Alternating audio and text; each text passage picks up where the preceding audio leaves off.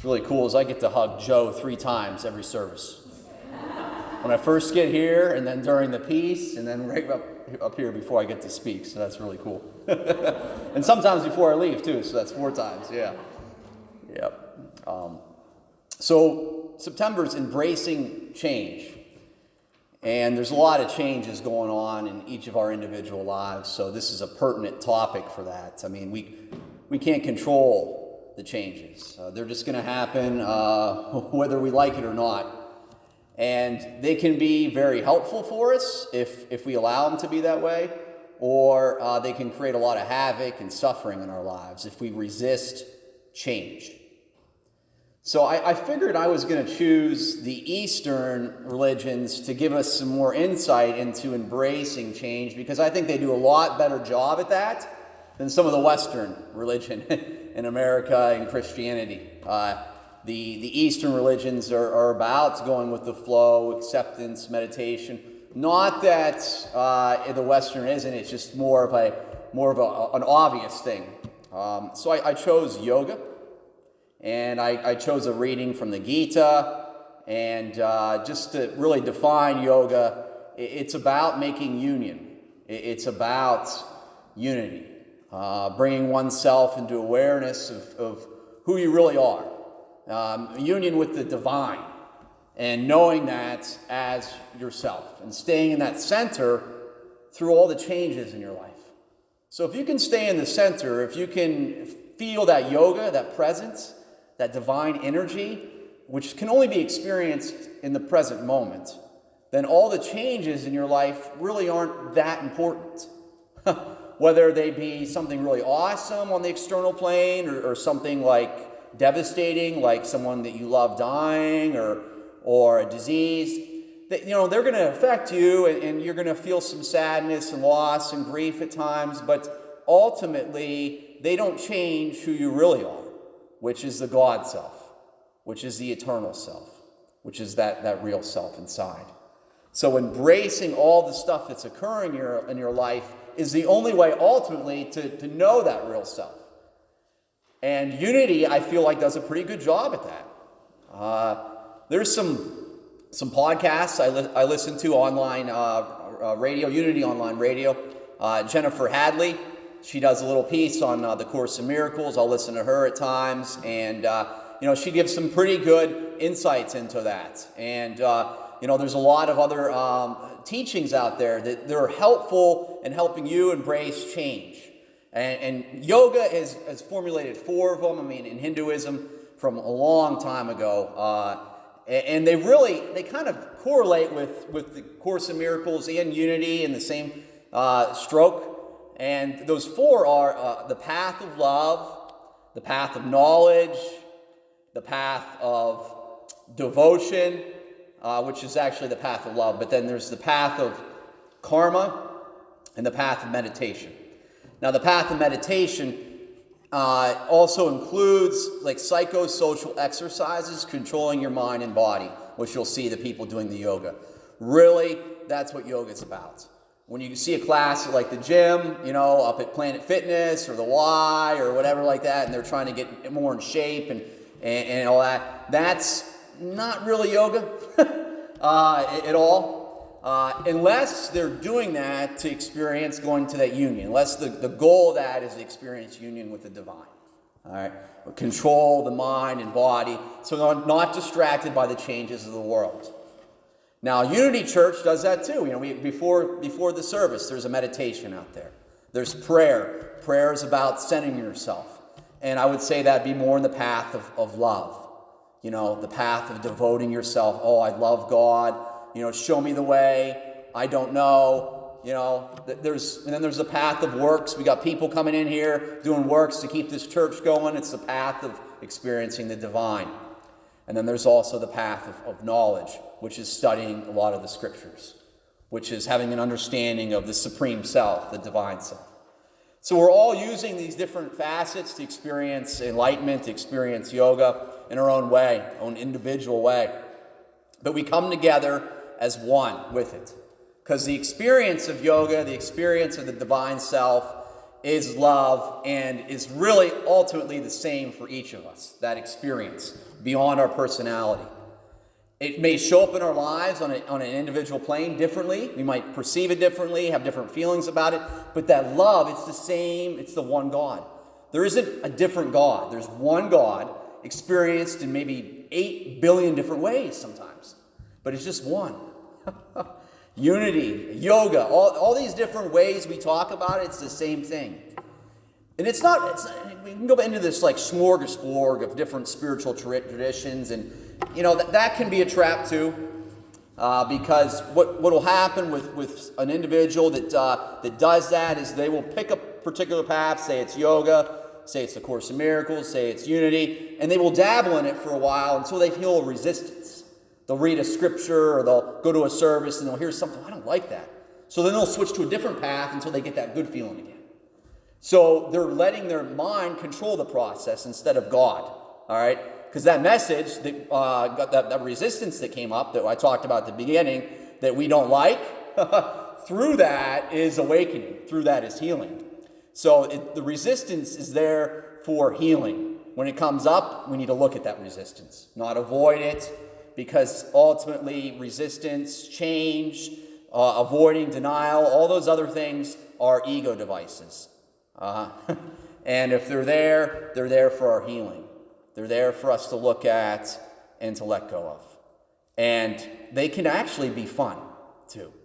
You can explore your mind and be like, oh, wow, there's that resistance again that I've been repeating in my mind for the last 20 years. There it is again. Oh, man. That person I saw, I was at a wedding over the weekend. My brother-in-law got married. And say there's a person there that brought something up. It may be a different person, but they brought up the same story that triggered that resistance in me. And I could look at that if I'm aware enough. I'm like, oh, wow, there's that resistance again. Do I want to say something back to them? Do I want to get into some righteous, discussion here? No, I don't. I want to look at that resistance. I want to let it go, and I want to have fun. And you can be curious about your mind. And I feel like that's a part of the meditative part of all this, the meditative yoga. It's just being curious about your mind and being still and looking at things as they are. You got to look at things as they are and be honest with yourself. If you still have nightmares and fears from 20 years ago that you're dealing with, you got to get honest with that. If things are still being triggered in your life and you still feel guilt or shame about something, then you got to get real with that and expose it to spirit. And find your own individual path to let that go. Whatever that is. Maybe you already know what that is, and just devote yourself to it. Now, that doesn't mean you can't add other ones on, okay? And maybe you don't have any particular path at all, but you just listen to God. So then just do that. Just listen to the Spirit. I got a friend, he doesn't subscribe to any particular path except for love, which ultimately, I guess you could say that's a path of yoga, it's, love. But he's not listening to talks or reading scripture or anything like that. He just says he tunes into God, and he feels this inspiration to heal and share it with others, and that really helps him. Now we can have as much of this as we want, depending on our willingness. More and more elevation of the love, more and more embracing of change. The more we embrace change in our life, the more love we'll experience. The more we resist it, the less we will. And we'll just delay the inevitable. That's all we're really doing with resistance. We're delaying the inevitable. At one point, we're all going to wake up. It's inevitable because God created us to wake up. It's God's will. And what God wills shall be done. It's already been done outside of this world. It's just that we're becoming aware of that. That's all that's happening here. So the more people that become aware of it, the easier it is for that to happen. Here at Unity Church, we're to be standing for the alternative. All right, we're actually here to stand for the alternative that we already woke up, that Christ already woke up inside us, and that we're already enlightened, and that we're on the journey of discovering that here. So we're not here to demonstrate anything but that there's just one God, there's just light, there's peace. So when someone else is suffering, or we go to a wedding, or we go to a dinner, or we sit in a bonfire some nights, or we go to some kind of picnic or whatever like that, or whatever it is that we're doing, we stand for the alternative there. Here at Unity, that's what we're here to do. And there's nothing that can really stop that except for ourselves. So it's really vital that we establish whatever practice it is for ourselves to stay connected. I know I thrive in social gatherings. The more I'm connecting socially with people, the higher vibrations come into my life. I just enjoy that, but I also enjoy meditation. I enjoy prayer. I feel prayer is very powerful, praying for people. And affirmations. And affirming to myself that I am as God created me. So let's do an affirmation right now. I think you got the affirmation there. I let the Spirit give me this affirmation. We'll say this together. I will embrace the power of my God self. I will do this by taking complete responsibility for all the thoughts I experience. Nothing that changes can hurt me. Therefore, I will not resist, avoid, deny, or be ashamed of the changes in my life. Because only changeless love is real. Yeah. I mean, that's it there. If you can affirm that to yourself every day, that's all you need. So that guy I know that's just fallen in love, perhaps that's all he does. That's it. Affirming that all the changes in his life aren't who he really is. They're manifestations of his dream, but they're not who he really is. The changeless love is what he really is. And that's what we all are, that changeless love. So God isn't changing his opinion about us when we're in our darkest time or in our highest time. That's really what that's saying. Okay? So when we just really attacked our friend and treated them very poorly and judged them and we're feeling like crap because of that, God still loves us just as we are. That didn't change. When we treated, and I gave Connie a hug and I felt this intense love just a minute ago, God didn't change then. It didn't matter. Doesn't think more highly of me because I'm doing that, or the other way, or less of me because I'm in this low place. Doesn't change. And see, our ego cannot comprehend that. And a lot of the churches can't comprehend that. Their doctrine, it just doesn't fit into their policies, their traditions. Okay? Inside the church, there's a mystical, in each religion, there's a mystical part of them all that is doing that. And all of them, and I think it's expanding. But still, there's a lot of exclusion. Excluding certain parts. If you're not doing this, then you're not experiencing that love. If you don't believe in a certain scripture, or you don't follow a certain path, or you're of a certain type, you're not a part of that. And it's just insane. So we're the alternative. We're embracing the changes of the world. And there's a lot of other changes that can be challenging too, like social media. A lot of communication of this, the spiritual life that we all want to embrace is going on social media. Okay, it's being delivered on YouTube and then Facebook, all certain different platforms for delivering the message. And so everyone can hear it in different ways no matter where they are. So that's another change, you're embracing that. So it's just a fun adventure that we're all in this in our own way, but also in a shared way. And we're supporting one another. And there's nothing that can stop it. Again, going back, there's nothing that can stop it from happening in truth. It's happening whether we like it or not. That's when the beginning of the Course in Miracles says this is a required course. Required. Only the time you take it is it voluntary. Free will does not mean that you get to establish the curriculum for your awakening. So there's certain forms in our life that may be showing up over and over and over. It's like this theme. Look for the themes in your life. The thing is, it keeps showing up over and over and over again. Maybe it's just a vibration when you're around someone, a little anxiety. You get worried about something. Things just don't feel like they're going to work out. What's that theme in my life? Maybe I don't trust the universe. I was talking to a priest on Friday at the rehearsal dinner. He was telling me about that. He's like, sometimes I just don't feel like I trust God. I was like, well, thanks for sharing that. I sometimes don't feel like I trust God either. Got to get real. So I follow my path, and then I remember, everything's good. Everything's wonderful.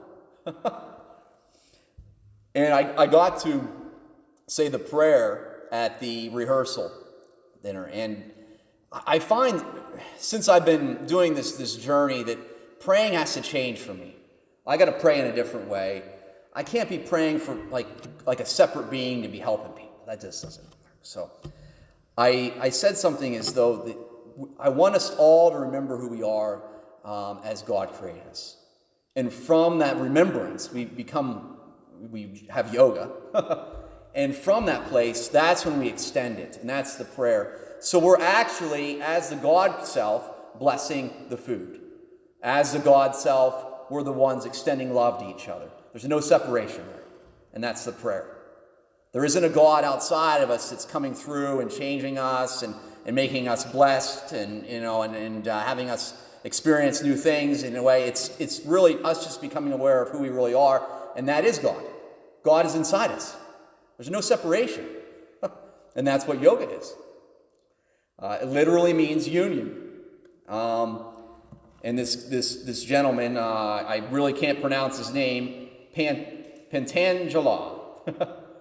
It says that yoga is a neutralization of ego-directed feelings. Because once these become stilled, the yogi realizes that he is, and that he always has been, one with the infinite.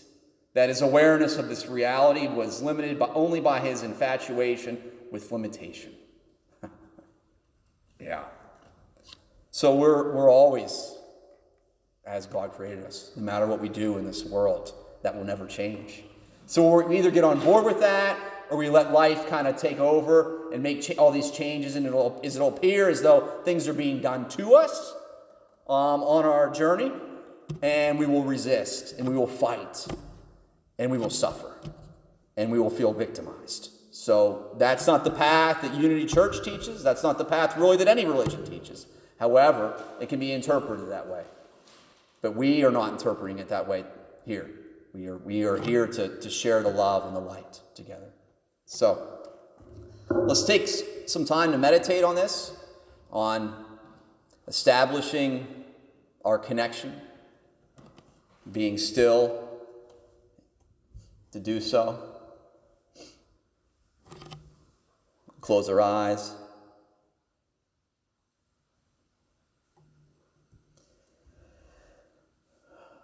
Take a deep breath.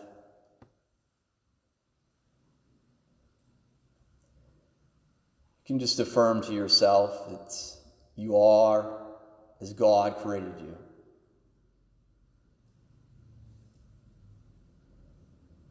Say, I am love. I am changeless.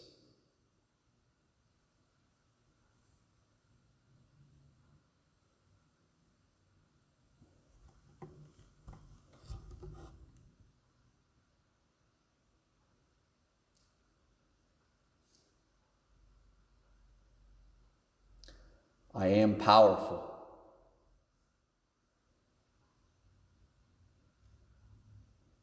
I am not a victim.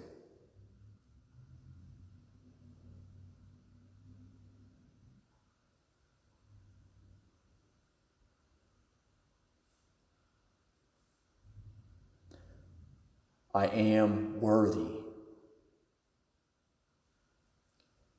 And when you say these affirmations, just try to let them vibrate through your body. Like starting at the top of your head and just vibrating through your whole body and just feeling the truth of them.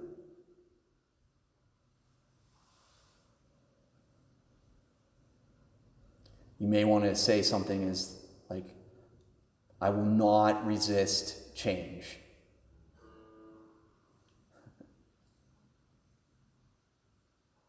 I will embrace change.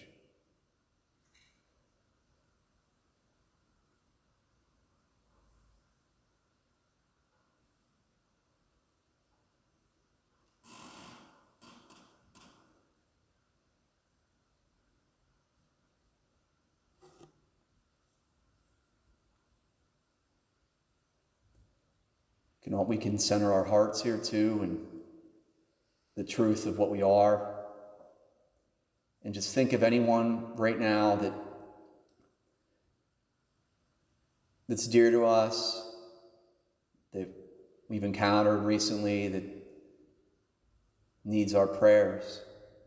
All beings need our prayers, but let's just focus on something that we've recently encountered that needs healing. Some person, organization. And just allow an outflow of love to go to them, to it, or whatever it is. Let us join with that now. And let us decide for it, for healing. Because we are one. Because that's what is needed. It's what everyone wants, is love. We have this power.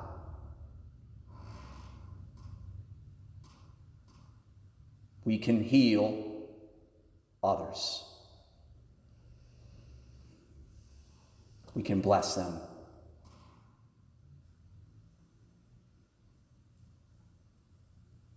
We bless this church. We bless this energy in this room.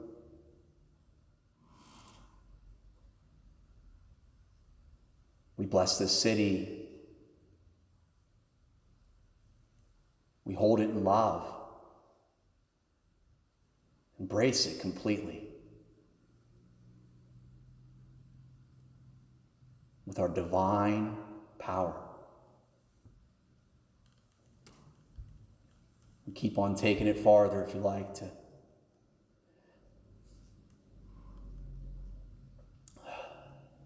America. Across the seas, the whole world, to the galaxies, and to infinity.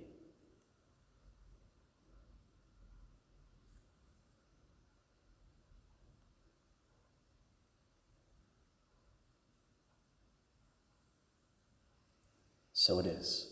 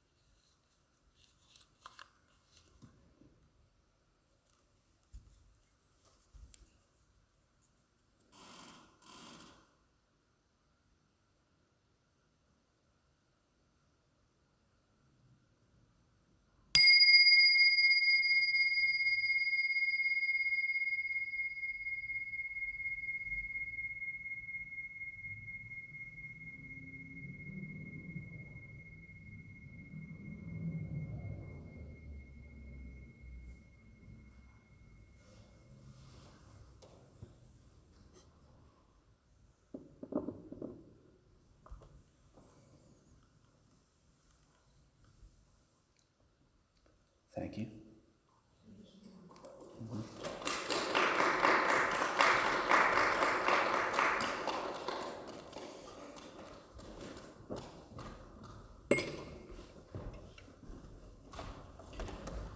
Thanks, Josh. Just want to mention that Unity Church is a very special place, and there's a lot of special events going on here. And just invite you to those. This is one of the few churches in the area. There's also, if you're interested, a Course in Miracles group at the Glenwood YMCA, one of the very few Course in Miracles groups around as well. Jamie and I facilitate that. there's a lot of really cool portals to love in this area, and we can take advantage of those. So, thank you. Here you go, honey.